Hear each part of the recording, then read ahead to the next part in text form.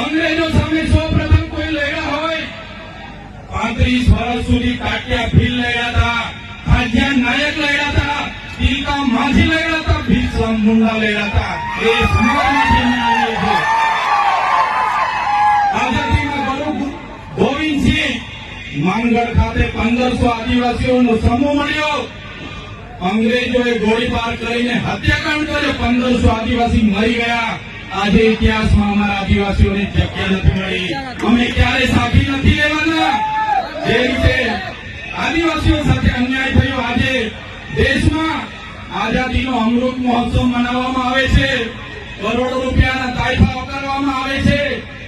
આદિવાસી વિસ્તારમાં મોટા ડેમો બનાવી દેવાથી, આદિવાસી વિસ્તારમાં મોટા સ્ટેચ્યુ બનાવી દેવાથી, રોડ હાઈવે બનાવી દેવાથી આદિવાસીનો વિકાસ થવાનો નથી.